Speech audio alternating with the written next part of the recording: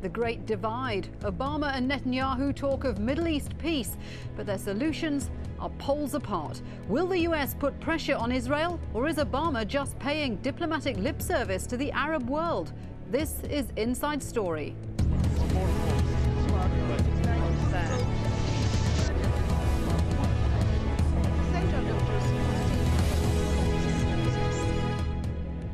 Hello there, welcome to Inside Story. I'm Shuli Ghosh. Well, no big smiles, no public handshakes, no warm gestures. As expected, the first meeting between US President Barack Obama and Benjamin Netanyahu as Israeli Prime Minister was one of reserved friendship. Obama described the talks as productive, but there was no disguising the different agendas of the two leaders. Obama urged his counterpart to accept a two-state solution. He said the settlements must stop, but he didn't say the existing ones should be dismantled. For his part, the Israeli leader was much more focused on the Iranian threat, and not once did he talk about a Palestinian state. Let's see how both men described their vision of a Middle East solution. It is, I believe, in the interest not only of the Palestinians, but also the Israelis and the United States and the international community to achieve a two-state solution in which Israelis and Palestinians are living side by side in peace and security. And I want to start peace negotiations with the Palestinians immediately. I would like to broaden the circle of peace to include others in the Arab world. If we could, Mr. President, it's a distant vision, but one that we shouldn't let go, maybe peace with the entire Arab world. Well, let me introduce our guests to you. In New York, Ambassador Richard Murphy, a former US Assistant Secretary of State for Near Eastern and South Asian Affairs. In Jerusalem, Anshel Pfeffer, he's a correspondent for the Israeli newspaper Haaretz. And in Amman, Araib Rantawi, he's director of the Al-Quds Center for Political Studies. Gentlemen, welcome to Inside Story. A lot of expectations on Obama and out of this meeting with Netanyahu. Richard, let me ask you first, do you think this concern over whether Obama is able to put enough pressure on Netanyahu, is all that unrealistic? I think it's... here we are the day after for some instant analysis. I think the meeting apparently went well. It went much longer than anticipated, and there was a surprising amount of time spent continuing the discussion in front of the press. You think the meeting went on longer than expected? Because one of the phrases I heard in connection with this meeting was it was like political speed dating. No, well, it was scheduled for an hour. It went on for 2 hours, and then there was a further half hour sitting there really talking in front of the press rather than a set piece of we agree this, we agree that. I think it was an interesting getting to know you meeting. OK, Anshel, Ehud Barak said before that meeting that Netanyahu was going to accept a two-state solution. Clearly that didn't happen. Was that ever likely?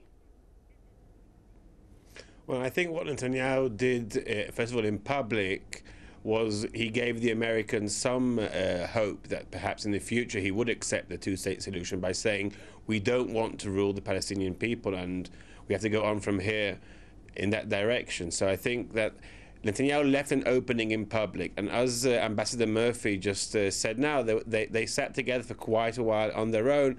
And I'm quite sure that what was said amongst themselves in the Oval Office. But saying you don't want to rule the Palestinians is not the same as saying that you endorse an independent Palestinian state. Yeah, well, you have to remember one thing. Netanyahu went to Washington. He has to now get back to Jerusalem. And here in Jerusalem, he's got a coalition with a lot of right-wing elements in it. If he wants to come home and have a semi-peaceful next few months, he's going to have to, at least in the open, not enrage his coalition partners and part of the Likud party, who, if he would have said that he is endorsing a two-state solution, they would have made life hell for him over the next few months. OK, all right. But I wonder how the Arab world is going to evaluate this meeting, because Obama did say that settlements had to be stopped. He called for an end to settlements. What will the Arab world be making of all this? I think there is a very welcoming reactions from many Arab capitals to the speech made by Obama himself, the demands he raised during the meeting to freeze the settlement, to remove the obstacles from the Palestinian right of movement in West Bank, partially lifting the sanctions in Gaza Strip, and his confirmation on the two-state solution. But when it comes to Netanyahu, really, statement, I think it is a disappointing statement for the Arab countries, because Netanyahu till now did talk about everything except the Palestinian state. And for many Arabs, it's not only a Palestinian state, it's ending the occupation started in June '67. This is the main issue. Later on, based on ending the occupation, we can talk a Palestinian independent state. OK, let's get some Palestinian reaction to the meeting. This is what Saeb Erekat, the chief Palestinian negotiator, had to say. I believe President Obama has a choice today. There is a choice of the United States continuing treating Israel as a country above the laws of man, continue applying double standards when it comes to commitments and obligations on the parties. And I believe if the U.S. chose to go this cost-free road, they'll be shutting the door for peace and sending this region further and further in the hands of extremists, violence and counter-violence. Saeb Erekat says the US is at a crossroads there. Richard, there's been a lot of talk about whether the Obama administration will be tougher on Israel than previous administrations. Where's the evidence that that could be the case? Well, I was struck by Obama's talking of it being in the interest not just of the Palestinians to move ahead on the peace process, but in the interest of Israel and in the interest of the United States. And that stress on the national interest of the United States in a successful peace process that reaches a solution, and the solution in the eyes of the White House is a two-state solution. That's a new emphasis coming from the Oval Office. Well, I mean, there might be new emphasis to that degree, but critics will say, OK, look, Obama didn't say much during the Gaza war. He hasn't called for the dismantling of settlements. So why is there this optimism that this administration will be any different from previous ones? Well, you're still dealing with positioning, with symbolism. From the second day of the administration, when he went to the State Department and President Obama announced George Mitchell's appointment, there seemed to be, there was every appearance of a determination to move seriously ahead, something that had not happened in the Bush administration at really any point except verbally, and didn't happen in the Clinton administration till the last of the 8 years that he was in office. So, yes, we're dealing with symbolism, with positioning, and the next test is going to be June 4th with that long-awaited speech in Cairo. Yeah, let's talk about that in just a little moment. Anshul, you were saying earlier that, you know, at the end of all this, Netanyahu has to go back to Israel, talk to his supporters. It is also the case that Barack Obama has to face the big Jewish lobby in the US as well. Well, Obama has unassailable majorities both in the Congress and probably also in the Senate very soon. So that does put him in a different position vis-a-vis the pro-Israel lobby in the United States than previous presidents. So that obviously is a change. I think that Netanyahu, who is very experienced in operating in Washington, he lived there for many years, and he also had he's worked there as a diplomat, as a politician. I think he realized that this time he can't rely on Israel's allies in the Congress and the Senate and the Jewish leadership, because Obama is very popular right now. He has these majorities, and I think that's one of the reasons why I know the Palestinians are disappointed, but at least for Netanyahu to come out and say, we don't want to rule the Palestinians, and not to rule out the two-state solution. He didn't say he's in favor, but he didn't say anything against it. And obviously we don't know what he did say to Obama in private. And at least from the look on Obama's face, it wasn't that Obama at least heard something which made him satisfied. But Netanyahu understands that this time he hasn't got the backing that Israeli prime ministers used to have in Washington. OK, well, of course, this is the second time a Democrat president has come up against the controversial Israeli prime minister. According to a book by a former special envoy to the Middle East, Bill Clinton's meeting with Netanyahu in 1996 is said to have left him enraged. Here's what he apparently said afterwards. Who the does he think he is? Who's the superpower here? Well, 13 years on, and Netanyahu's position hasn't changed much, and he's supported not just by right-wingers in Israel, but also by a large section of the Jewish community in the US. Before this week's meeting, hundreds of lobbyists from the powerful American-Israeli Public Affairs Committee, AIPAC, signed a letter to Obama. They asked Obama to allow Israel to set the pace for peace negotiations with the Palestinians. AIPAC has so much influence in US politics, Obama will find it difficult to ignore them. Let me just remind you of our guests today. We've got Richard Murphy, former US ambassador, Anshel Pfeffer from Haaretz newspaper, and Araib Rantawi from the Al-Quds Centre for Political Studies. Araib, let me come to you. This idea that Obama is riding politics in the US with a very powerful Jewish lobby. How much do you think the Arab world can expect Obama to go against the wishes of that powerful lobby? There is no too much hope in the Arab countries that Obama will overcome all the obstacles in Washington and put enough pressure on Israel to comply with the peace process requirement, especially ending the occupation and endorsing the two-state solution. But comparing with the previous American presidents, I think Obama in a unique position now to put enough pressure on Israel if he really willing to do that. Not because he have the majority on both councils, but also he was supported in the election by 78% from the Jews in the United States as well. Netanyahu nowadays is not Netanyahu in 1996. Obama nowadays is not Clinton at that time. There is enough power on his hand to put enough pressure on Israel. The second point, Obama is not really risking the Israeli existence or security. Obama, by endorsing and insisting on the two-state solution, he provides great service to Israel, because whether we have a Palestinian state now or we will never have it in the future, in this case, a one-state solution will be the only scenario on the table. Israel should choose between being a non-Jewish state or a democratic state or an apartheid state like South Africa before Nelson Mandela. This is the option remained for the Israelis. Araib, what do the Arab world think about Iran? Are they concerned over its nuclear ambitions?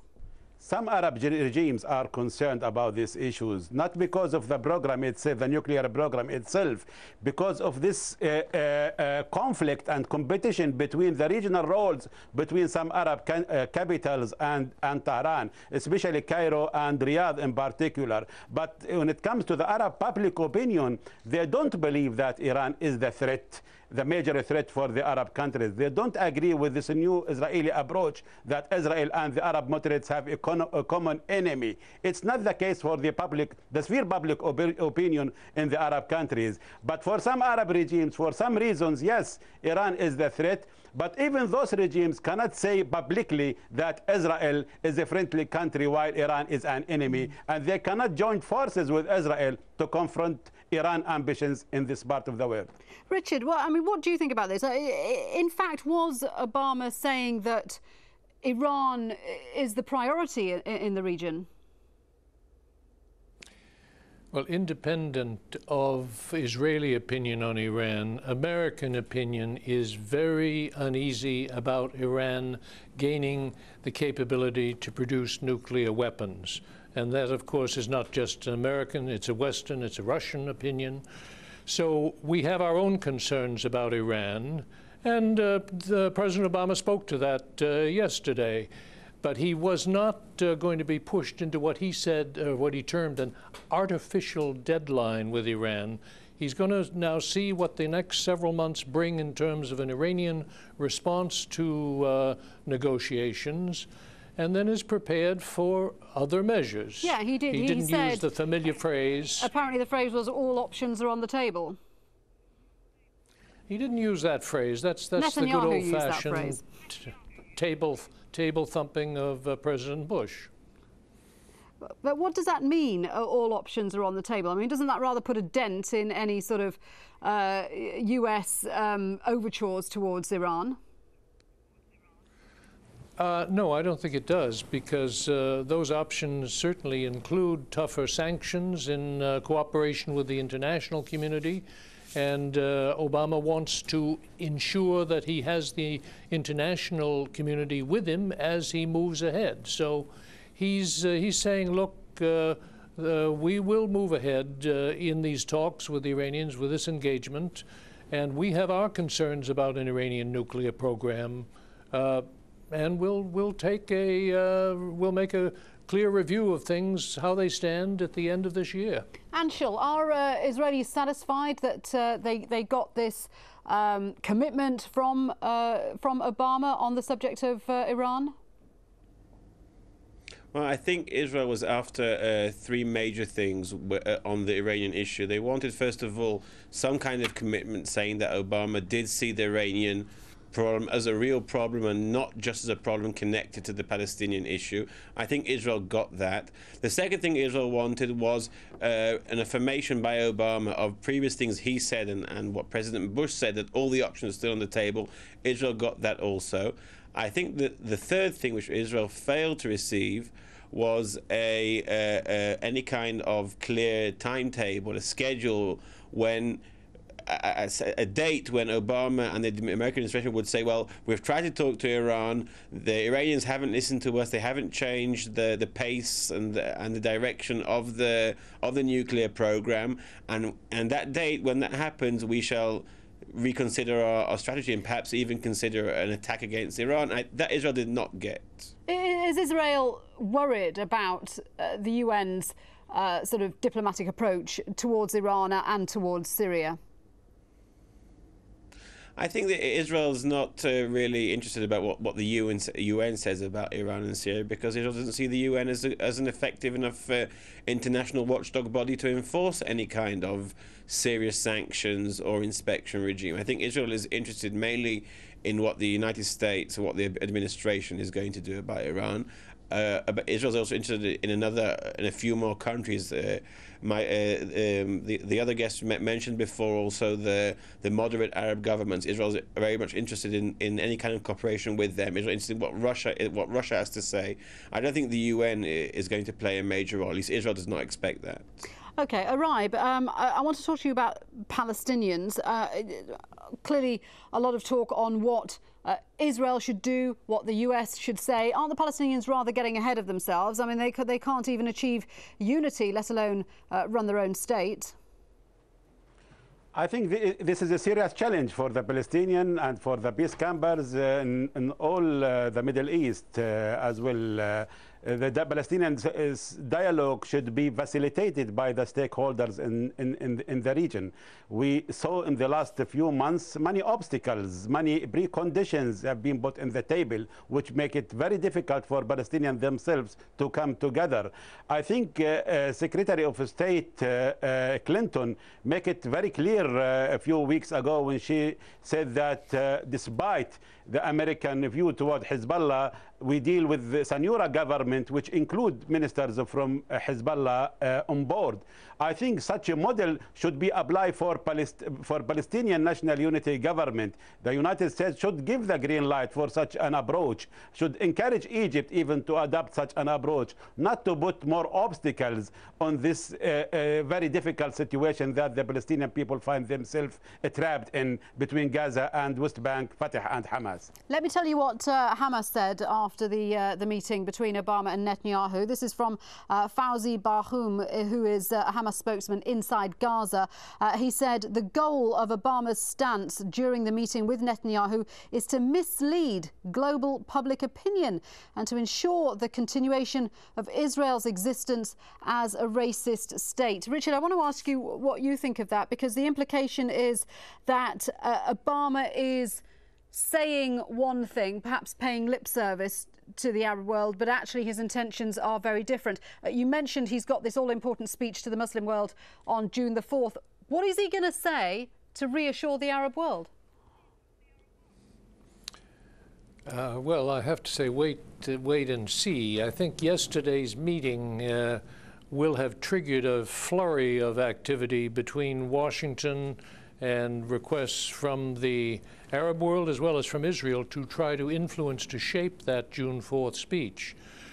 What we saw yesterday, let me just say, yesterday you didn't hear the position that Netanyahu was talking about even 2 weeks ago, that first let's wrap up, clean up the Iran situation, and then we can deal with the Palestinian situation. Yesterday he spoke of causal links. Let us move simultaneously on both fronts. Now, I'm not surprised at Hamas's words. They're defending their position, as the Iranians are, saying those are, I've heard some nice words, but let's wait and see the actions. All right, fair enough. Let's wait a bit and see some action. Araib Amma Musa of the Arab League Secretary-General says if there's no significant progress in 2009, then all hopes will fade. What do you want to hear Obama telling the Muslim world? I think I want to hear a serious plan to implement the two-state solution on the ground, not just to keep promises and to launch processes which is open for months and years to come. First of all, Obama should insist on the need to put an end for the occupation started on June 67, as it mentioned in the roadmap, for example, from all the Arab territories, not only from the Palestinian territories. Security for Israel is accepted by all the Arab countries. It's included also in the Arab Peace Initiative. Having a Palestinian viable independent state is a must. Reaching a just and fair solution for the Palestinian refugees issue is a must as well. Opening up with the Muslim world in a more proper way, more respectful way from the United States, I think it is also a must. I think there is a chance for the United States to reshape the image of the United States among the public opinion in the Arab and Muslim world, and the time is June 4th, I think. OK, let me put this question to Anshul, because reshaping public opinion in Israel is going to be the tough sell, because Israeli security is very much at the forefront of their mind. And if the Palestinians have a state, of course, Israel is worried about what a Palestinian state could mean for their security. Well, if you look at Israeli opinion polls recently, you'll see that 57%, which is a clear majority of Israelis, actually support a two-state solution. In that sense, at least, Netanyahu is out of step with the wide public opinion. Netanyahu is right now more concerned with the parties of the coalition, less with the wider public. But if you want to, if you ask what the public feels, the public is broadly in favour. So I think that most Israelis don't see the Palestinian state as an existential threat to Israel's security. Most Israelis obviously see Iran as a much larger threat, and that is why Netanyahu, with an eye on the public opinion in Israel, tried to put more of the debate yesterday in the White House, especially the parts which were open to the media, on the Iranian issue, because for that is for Netanyahu and for Israelis the main issue now. And the Palestinian question is something which will continue carrying on being with us, and many Israelis have different views, but right now the pressing issue is still the Iranian question. OK, gentlemen, that's all we've got time for. Interesting stuff. Thank you very much indeed for joining us. Richard Murphy, Anshul Pfeffer and Araib Rantawi. And thank you for joining us here on this edition of Inside Story. Do send your comments to us at insidestory@aljazeera.net. But for the moment, from me, Shuli Ghosh, bye-bye for now.